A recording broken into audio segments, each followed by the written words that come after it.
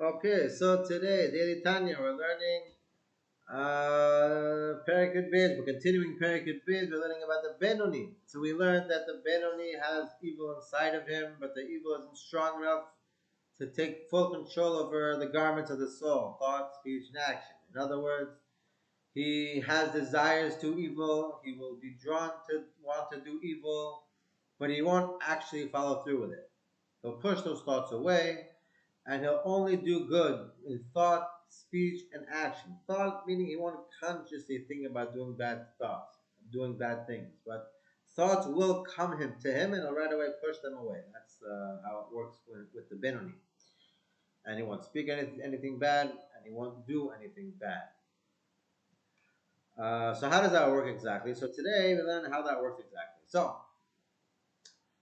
the way it works, the Tanya teaches us that the nature of the way we were created is that our mind is in control of our heart, called moach shalit alalev. The mind is in control of the heart. So let's put this in a question format.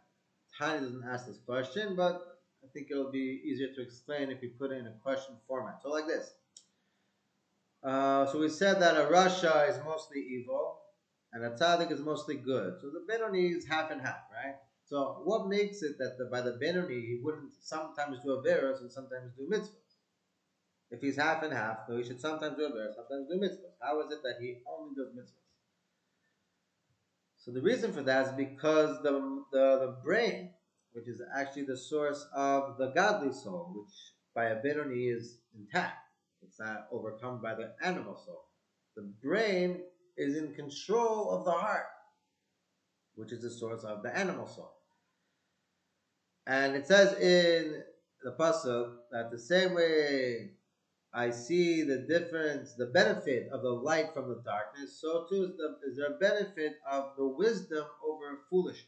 In other words, the same way when you're in a dark room, you shine a little bit of light and it gets rid of a lot of darkness. So too, with a little bit of wisdom, a little bit of your mind, using your mind just a little bit, pushes away all these foolish ideas that your heart has in the animal soul.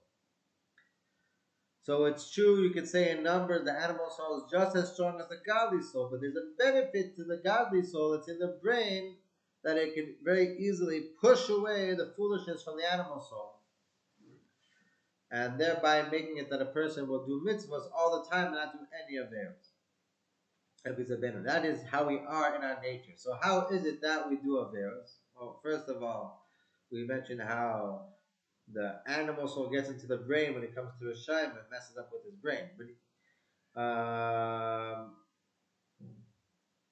Tanya says clearly that it's because it says that a person doesn't do an avera unless ruach shtut is inside of him. He has these foolish ideas that are contaminating his brain, that are making him to fall to do averos. So, first of all, very important lesson over here is that our problem isn't in our hearts, and it's not our emotions. Someone might feel, I'm broken, I went through this situation, that experience, I went through these hardships and that hardships, I feel messed up, I feel, I don't know, all the bad things you can speak about how you feel. Those are not your problems. The Alter Rebbe says very clearly, if you're following your mind, you can overcome any challenge, no matter how hard it is that comes your way. So let's first get things priorities straight. Clarity. First things first. I can overcome any challenge that comes my way. There's no such thing as a challenge that I can't overcome. That is my reality. And the fact that I think that I can, that's a foolish thought that's coming into my mind. So if we want to fix ourselves up and make ourselves closer to Hashem, the way to do it is to focus on fixing the brain, not fixing the heart. So by contemplating on the greatness of Hashem, learning Torah, davening, all these things elevate our brain and make our brain more and more godly and clear, and remove all these foolish thoughts that we have, and allow us to be able to be in control of our heart through our mind.